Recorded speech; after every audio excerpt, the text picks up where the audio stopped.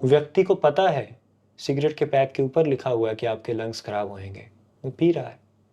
तो मतलब जानते हुए भी कि ये चीज़ हमारा नुकसान करने वाली है और समझ होने के बाद भी हम रोक नहीं पा रहे हैं खुद को, मतलब हम मेंटली इतने वीक हो चुके हैं।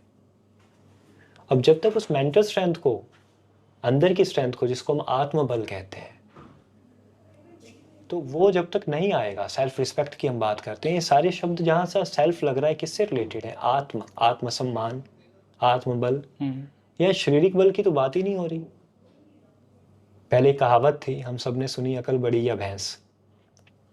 तो कि एक बहुत बड़ा शरीर अगर बुद्धि के बिना है, वो उतना लाभ नहीं ले पाएगा जीवन में।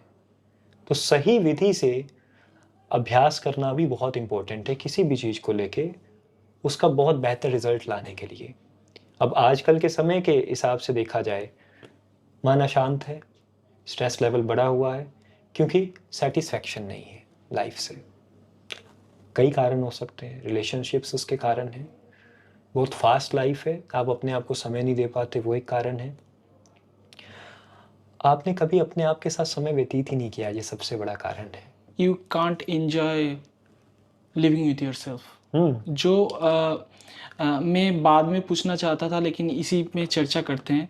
तो करंट जनरेशन का एक प्रॉब्लम शायद मुझे लगता है ये भी है, to live with your self, the pressure of loneliness, जो मेंटल है, आप मन शरीर के बात कर रहे हैं, तो शायद संगीत इसका एक बहुत बढ़िया मेडिसिन हो सकता है, बहुत स्ट्रॉन्ग, और स्ट्रॉन्ग। शायद संगीत एक जरिया हो सकता है, क्योंकि एक्चुअली आप अच्छे से बोल पाएंगे कि हम लोग कॉन्शियसली इवॉल्व होना चाहिए किसी को, कि then he can enjoy with himself और herself, to learn to live with themselves. बहुत ही अच्छी बात। सबसे, अगर आप किसी चीज़ को एंजॉय करते हैं, आप हमेशा जीवन में देखिए, आपने सबसे ज़्यादा किसी चीज़ को आनंद लिया हो तो ऐसी स्थिति में लिया होगा जब आप एक्चुअली में वहाँ प्रेजेंट थे।